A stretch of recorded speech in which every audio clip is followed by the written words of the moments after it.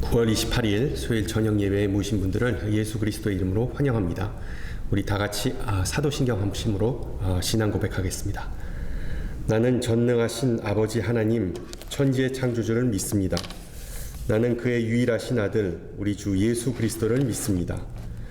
그는 성령으로 잉태되어 동정녀 마리아에게서 나시고 본디오 빌라도에게 고난을 받아 십자가에 못 박혀 죽으시고 장사된 지 사흘 만에 죽은 자 가운데서 다시 살아나셨으며 하늘에 오르시어 전능하신 아버지 하나님 우편에 앉아 계시다가 거기로부터 살아있는 자와 죽은 자를 심판하러 오십니다. 나는 성령을 믿으며 거룩한 공교회와 성도의 교제와 죄를 용서받는 것과 몸의 부활과 영생을 믿습니다. 아멘. 우리 함께 찬송가 292장 하시겠습니다. 292장 찬송입니다. 예전 찬송가는 415장이고요. 주 없이 살 수 없네. 292장 찬양하시겠습니다.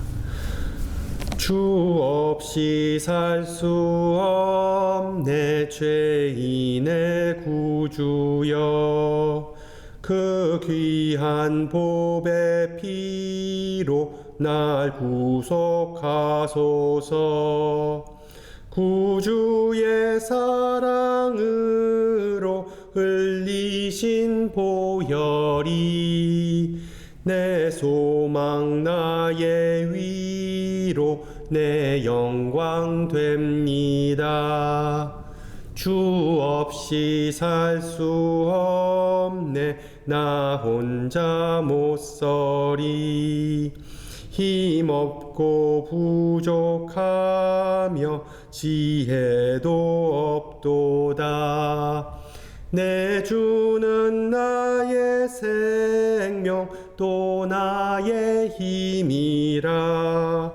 주님을 의지하여 지혜를 얻으리. 주 없이 살 수 없네 내 주는 아신다. 내 영의 깊은 간구 내 몸의 소원을 주밖에 나의 마음 뉘 알아주리요. 내 마음 위로하사 평온케 하시네. 주 없이 살 수 없네 세월이 흐르고 이 깊은 고독 속에 내 생명 끝나도 사나운 풍랑일 때 날 지켜주시니 내 곁에 계신 주님 늘 힘이 됩니다. 아멘. 하나님께서 오늘 저녁 우리에게 주신 말씀 열왕기상 19장 7절에서 15절입니다. 열왕기상 19장 7절에서 15절. 제가 가진 성경으로 구약 549페이지입니다. 549페이지. 열왕기상 19장 7절에서 15절 말씀을 받들어 봉독합니다. 여호와의 천사가 또 다시 와서 어루만지며 이르되 일어나 먹으라. 내가 갈 길을 다 가지 못할까 하노라 하는지라. 이에 일어나 먹고 마시고 그 음식물의 힘을 의지하여 40주 40야를 가서 하나님의 산 호렙에 이르니라. 엘리야가 그곳 굴에 들어가 거기서 머물더니 여호와의 말씀이 그에게 임하여 이르시되 엘리야야 내가 어찌하여 여기 있느냐. 그가 대답하되 내가 만군의 하나님 여호와께 열심히 유별하오니 이는 이스라엘 자손이 주의 언약을 버리고 주의 제단을 헐어 칼로 주의 선지자들을 죽였음이오며 오직 나만 남았거늘 그들이 내 생명을 찾아 빼앗으려 하나이다. 여호와께서 이르시되 너는 나가서 여호와 앞에서 산에 서라 하시더니 여호와께서 지나가시는데 여호와 앞에 크고 강한 바람이 산을 가르고 바위를 부수나 바람 가운데에 여호와께서 계시지 아니하며 바람 후에 지진이 있으나 지진 가운데에도 여호와께서 계시지 아니하며 또 지진 후에 불이 있으나 불 가운데에도 여호와께서 계시지 아니하더니 불 후에 세미한 소리가 있는지라. 엘리야가 듣고 겉옷으로 얼굴을 가리고 나아가 굴 어귀에 섬에 소리가 그에게 임하여 이르시되 엘리야야 내가 어찌하여 여기 있느냐. 그가 대답하되 내가 만군의 하나님 여호와께 열심히 유별하오니 이는 이스라엘 자손이 주의 언약을 버리고 주의 제단을 헐며 칼로 주의 선지자들을 죽였음이오며 오직 나만 남아왔거늘 그들이 내 생명을 찾아 빼앗으려 하나이다. 여호와께서 그에게 이르시되 너는 내 길을 돌이켜 광야를 통하여 다메섹에 가라. 네, 여기까지. 아멘. 여러분, 코로나 팬데믹이 점점 줄어들면서 주일날 많은 구역이 친교하는 모습을 보게 됩니다. 친교에 있어 맛있는 음식, 푸짐한 음식 분명히 중요하죠.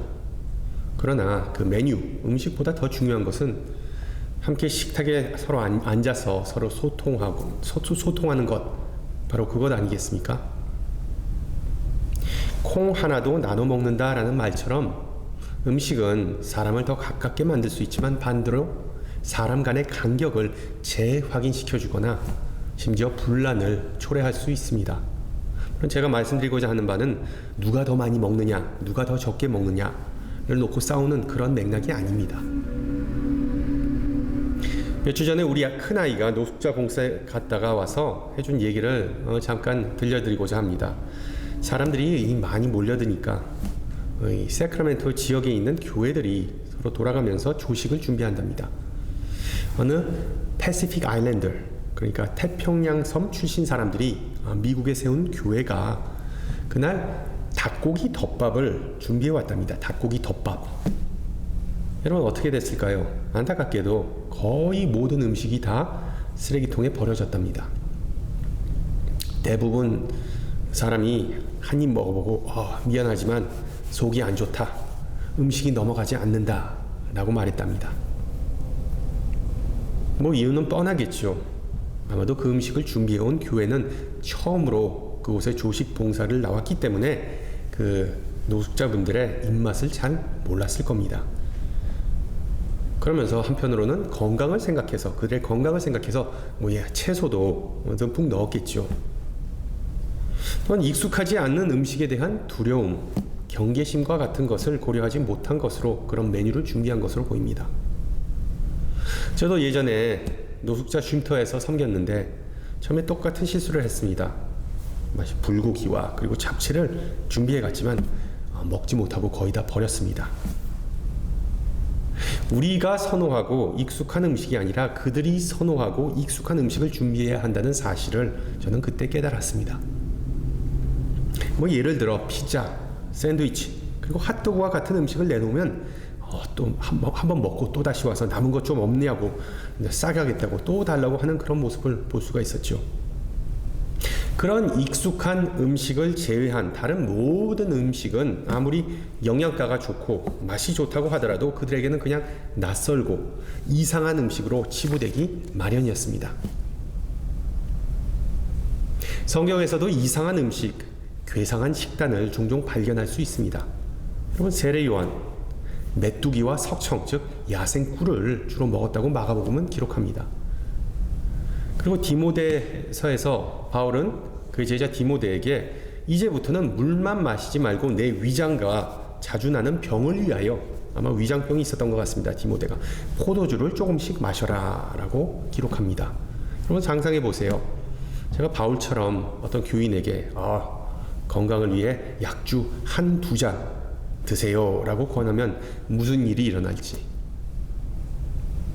그리고 우리가 잘 아는 레위기 11장의 정결법에 따르면 낙타고기, 토끼고기, 돼지고기, 그리고 새우나 조개와 같은 해산물도 먹지 말아야 합니다. 삼겹살 좋아하는 우리나라 사람들이 절대로 받아들일 수 없는 내용이죠. 지금까지도 많은 유대인이 정결한 음식, 그들이 말하는 코셔 푸드, 그 음식을 먹는 것을 보면 그들은 성경, 특히 구약을 건강하고 정결한 밥상을, 먹거리를 위한 레시피북, 요리책이라고 생각하는 듯 합니다. 그러나 우리 그리스도인들은 성경에 나온 그런 식단 그냥 무시해버리죠. 특히 사도행전 10장에 나온 그 부정한 동물이 가득한 그 바구니가 하늘에서 내려오는 환상을 본 베드로 사건 이후로 더 그렇습니다. 우리 개신교에서 성경은 영혼을 위한 양식이지 육신을 위한 양식으로 간주하지 않습니다. 육신을 위한 양식에 관해서는 성경을 들여다볼 것이 아니라 들여다볼 필요도 없고 그냥 자유롭게 먹고 싶은 것을 먹으면서 위안을 삼습니다. 오늘 읽은 본문에 나온 엘리야 선지자의 로뎀나무 사건, 너무나 유명한 이야기죠. 지치고 절망에 빠진 엘리야는 광야로 나아가서 나무 그늘 아래 죽음을 맞이하고자 합니다. 그래서 하나님은 작고도 고요한 목소리, 음성을 통해 그를 만나십니다. 그러나 우리가 간과하는 내용은 하나님의 그 듣기도 힘든 그 세밀한 음성을 듣기 전에 허기진 엘리야의 배에서는 아마 온갖 꼬르륵 소리가 났을 거라는 사실입니다. 금식기도 해보신 분들은 아시겠지만 사람이 극도로 배고프면 하나님의 음성이 아니라 하나님의 말씀이 아니라 생리적 현상에 집중할 수밖에 없다는 것이죠. 마찬가지로 엘리야는 극도로 목이 말랐습니다. 하나님의 사자가 2번씩이나 음식을 섭취할 것을 그에게 권하고 그 음식을 먹은 후에 엘리야는 여호와의 산 호렙산으로의 40일간의 여정을 시작하게 됩니다. 보다시피 엘리야에게 가장 필요했던 것, 그 당시에 가장 필요했던 것은 바로 에너지, strength, 기력입니다. 먹고 즉시 힘을 내서 여정을 보낼 수 있는 comfort food, 즉 위로의 음식, 위안을 주는 음식이 필요했던 것이죠. 여러분, 우리도 음식을 통해 지친 심신이 위안을 받기를 원하지 않습니까? comfort food, 위로 음식 싫어하는 사람 거의 못 봤습니다. 특히 인생이 고달프거나 힘들 때 어떤 종류의 위로와 보상, 안정감을 느끼기 위해 달콤하거나 아니면 자극적인 음식부터 찾는 것은 문화를 막론하고 보편적인 현상입니다. 위로 음식은 주로 익숙한 음식, 간단한 음식, 향수를 불러일으키는 음식을 지칭합니다. 예를 들어 우리가 사는 미국의 대표적인 위로 음식을 꼽으면 애플파이, 엄마가 만들어주는 애플파이, 그리고 프렌치 프라이, 감자튀김, 그리고 치킨, 프라이드 치킨, 맥앤치즈, 쿠키, 브라우니 같은 것들이 있습니다. 우리 한국 사람들에게 대표적인 위로 음식이 무엇인가 설문조사를 해봤더니 압도적인 1위가 바로 떡볶이였습니다. 떡볶이. 프랑스 사람들은 힘들고 스트레스 받을 때는 푸아그라, 즉 거위 간을 한 이분큼 베어 먹습니다. 그리고 그리스 사람들과 터키 사람들은 그들 이웃이죠. 달콤한 과자, 페이스트리, 바클라바를 선호합니다. 바클라바. 그럼 바클라바 먹어보신 분들은 아시겠지만 물론 맛있습니다. 근데 우리 한국 사람들 입맛에는 너무 달아서 거의 안 먹습니다. 한번 먹어보고. 어찌됐든 음식은 개개인의 정체성을 드러내고 그 사람의 영혼을 달래주는 기능이 있습니다. 위로 음식에 관한 재미있는 사실은 지구촌에 있는 대표적인 위로 음식 또는 소울푸드는 주로 탄수화물, carb, 즉 밀가루, 쌀, 설탕이 주를 이룬다는 것입니다. 고탄수화물 음식을 섭취하면 이 뇌에서 안정감을 주는 호르몬을 발산하기 때문이죠. 쉽게 말하면 위로 음식, 말 그대로 마음의 평화, 정신적 안정을 가져다 준다는 것이 과학적으로도 입증이 됐습니다. 성경에도 대표적인 위로 음식이 등장하는데 대표적인 것이 바로 광야 생활했던 이스라엘에게 내려진 만나이죠. 만나. 그리고 신약에 와서 비슷한 맥락에서 허기졌던 사람들에게 예수님은 자기 자신이 생명수이자 생명의 떡, 생명의 빵이라고 말씀하십니다. 그리고 또한 오늘 본문에서 엘리야는 피로에 찌들어 주저앉아 버립니다. 도망치기에 바빴던 그에게 끼니를 챙겨 먹을 겨를 없었습니다.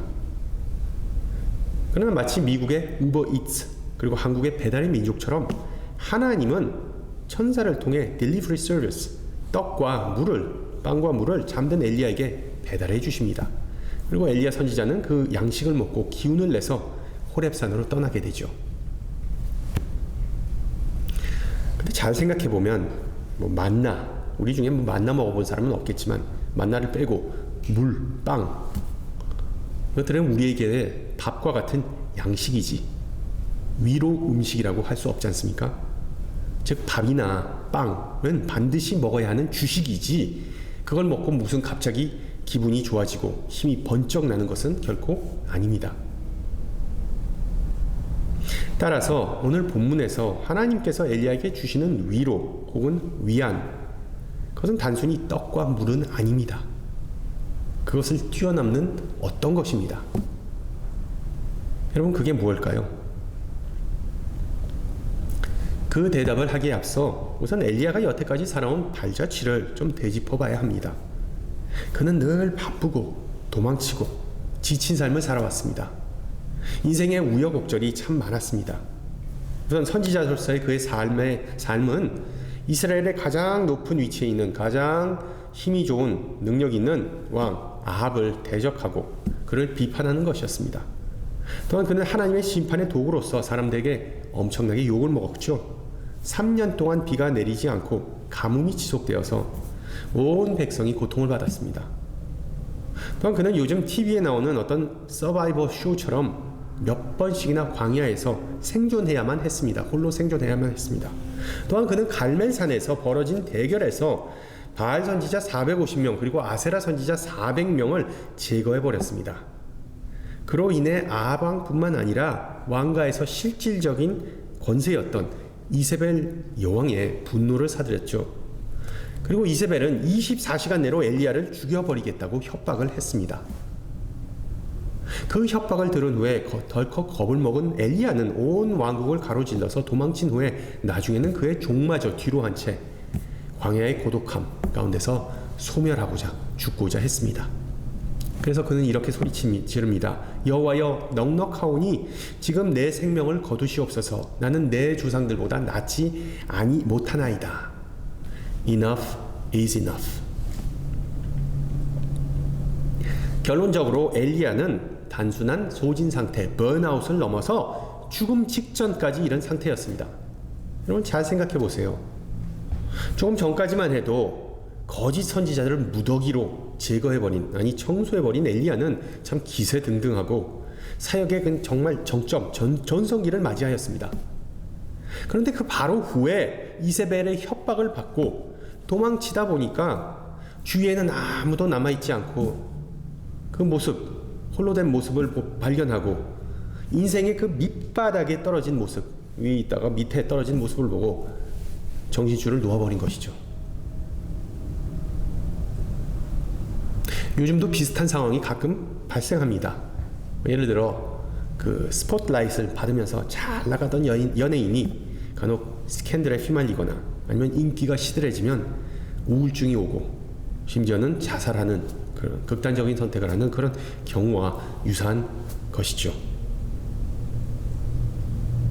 물론 대부분 사람은, 저와 여러분 같은 대부분 사람은 엘리야나 인기 연예인과 같은 극적인 삶을 사는 경우는 없다고 봐야 합니다. 그러나 우리 모두 비슷한 경험을 알게 모르게 해본 경우가 있습니다. 너무 일에 치여서 과중한 업무 때문에 정시 퇴근 못하는 경우가 다반사입니다. 특히 코로나 이후 회사들은 일자리를 창출하지 않아서 나 혼자 업무를 처리해야 하고 그런 고독하고 지독한 상황을 종종 경험합니다. 직장이 아닌 가정주부라도 매일 자녀들을 학교에 라이드 해주고 학교 끝난 후에는 또 각종 스포츠, 음악 활동에 또 라이드를 해줘야 합니다. 가정주부인지 아니면 운전기사인지 헷갈릴 때가 많습니다. 그리고 한두 시간 차에서 대기하는 것은, 아이들을 기다리면서 대기하는 것은 아무것도 아닙니다. 아니면 이런저런 많은 직책을 맡고 있어서 이런저런 모임에 참석하거나 계속해서 일거리가 늘어지는 때도 있습니다.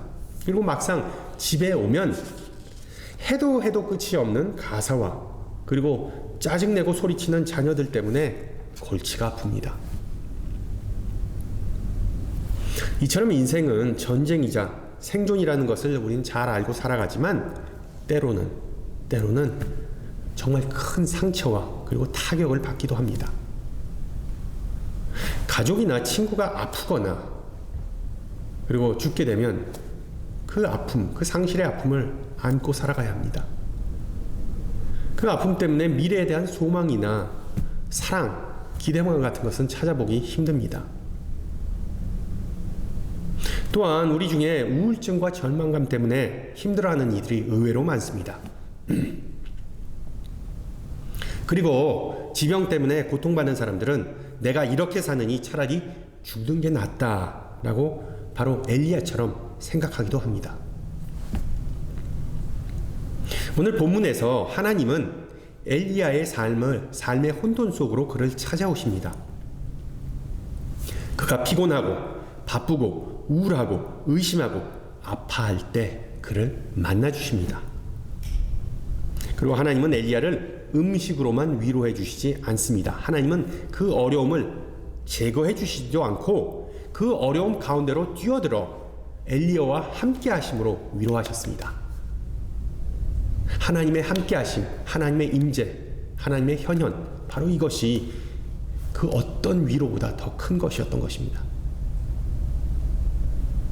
앞선 9절에서 하나님은 2번이나 천사를 통해 엘리야의 육신을 위한 양식을 제공해 주시지만 그 후에는 말씀을 통하여 엘리야의 영혼을 위한 양식을 제공해 주십니다. 육신의 양식, 영혼의 양식.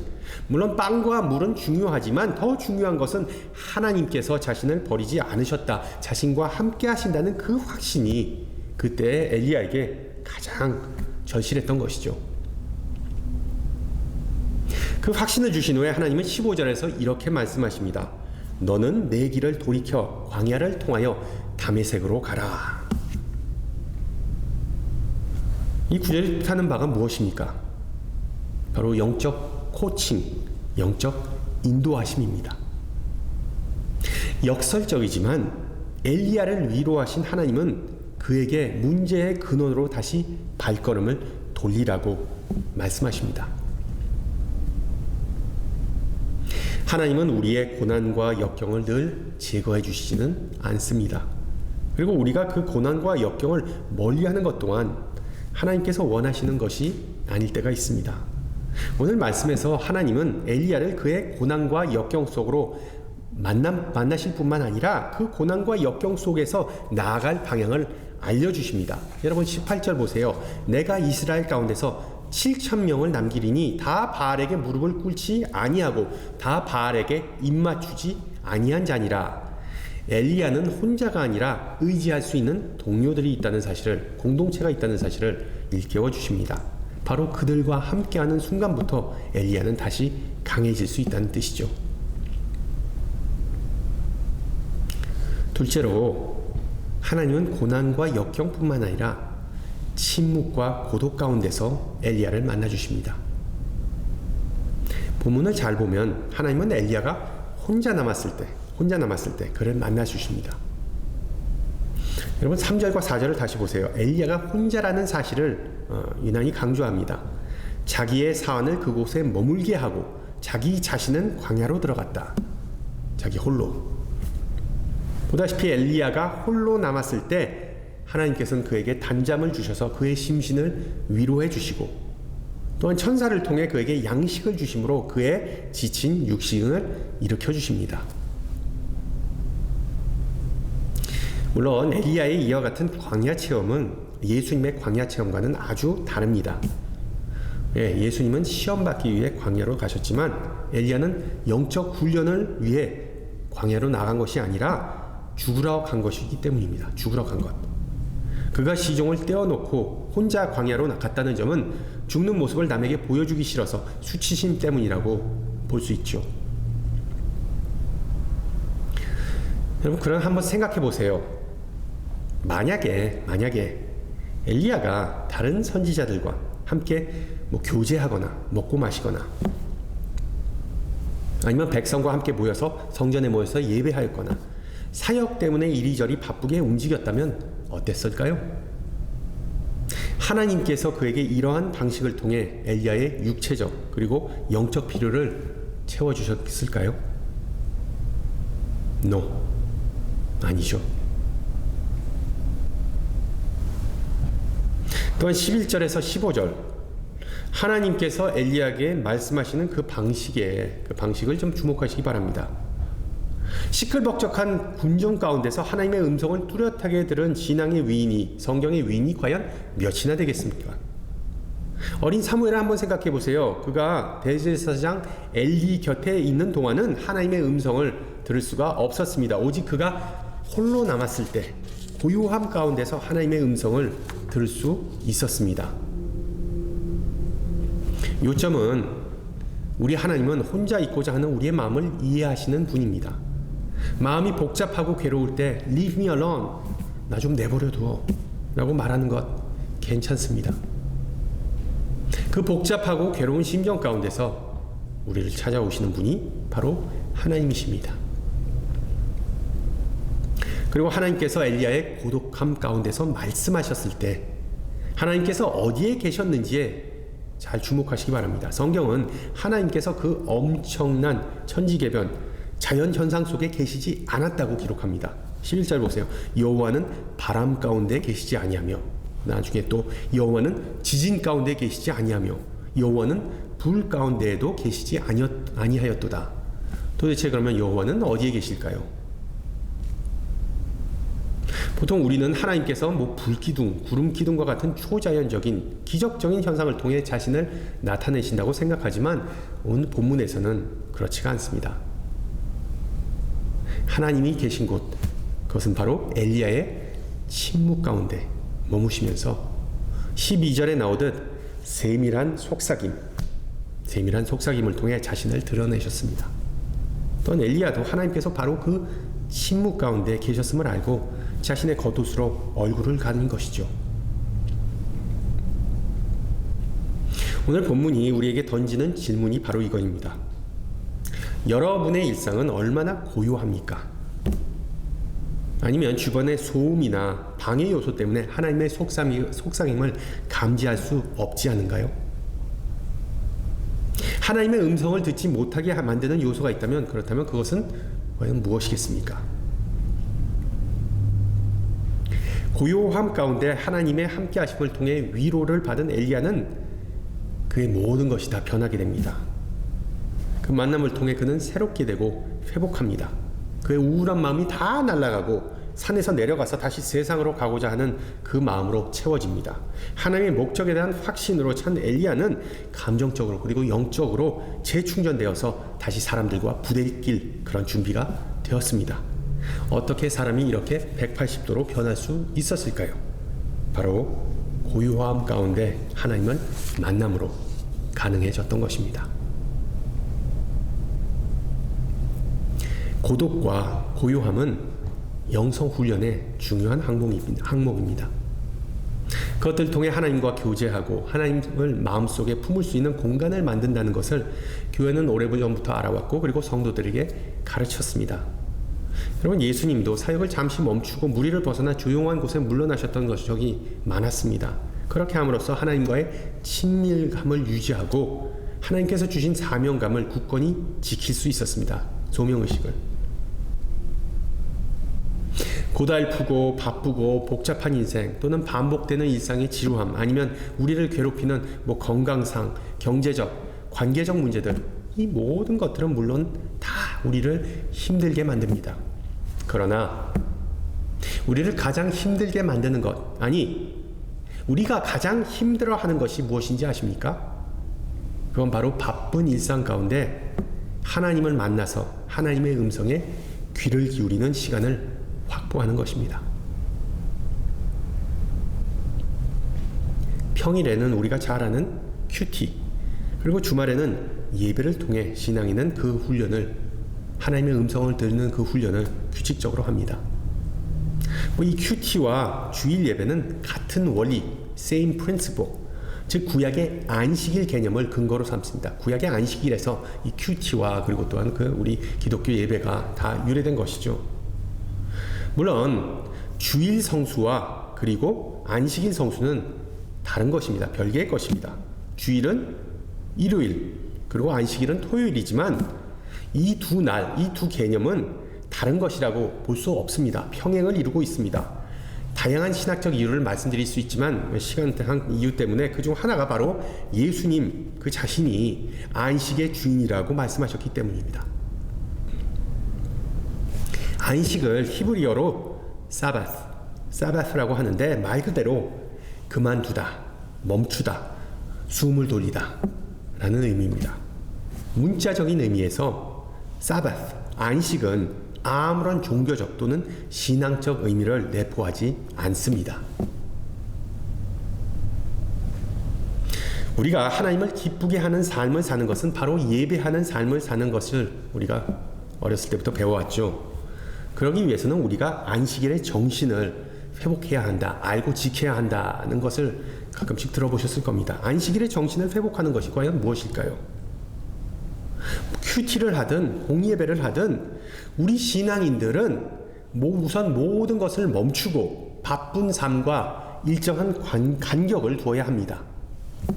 그러면서 하나님께서 지금까지 나의 삶 속에서 역사하신 것과 또한 역사하시는 현재형 모습을 잘 지켜봐야 합니다.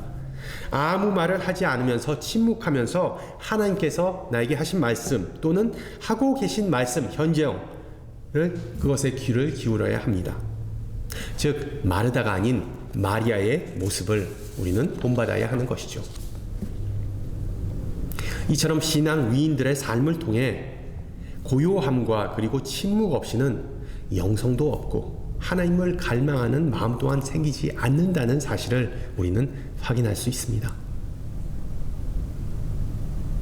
우리를 바쁘게 만드는 것, 힘들게 하는 것, 의심에 빠지게 만드는 것이 있다면 먼저 우리 삶의 페이스를 돌아보고 하나님께서 그런 복잡한 삶의 현장에서 나를 만나실 수 있게 나는 과연 천천히 조용히 그리고 혼자서 하나님을 기다리고 갈망하였는가를 스스로 질문해 보시기 바랍니다.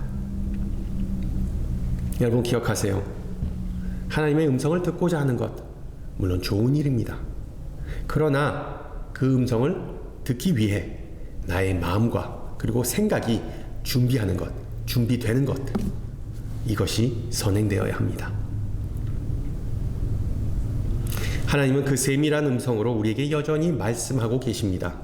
우리의 마음과 영혼이 완전한 침묵과 잠잠한 가운데 빠질 때 그 음성은 더욱 선명하게 들릴 것입니다. 함께 기도합니다.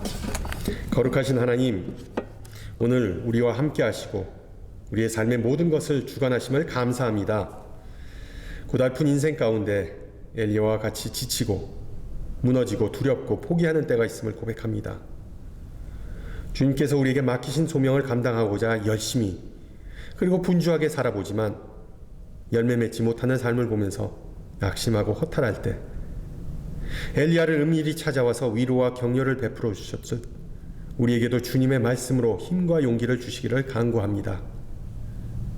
우리의 일상을 쪼개어 하나님에게 눈을 돌리고 하나님의 음성에 귀를 기울이고자 할 때 고요함과 평화 가운데 위로자 성령님의 임재하심을 경험하는 귀한 역사가 있기를 간구합니다.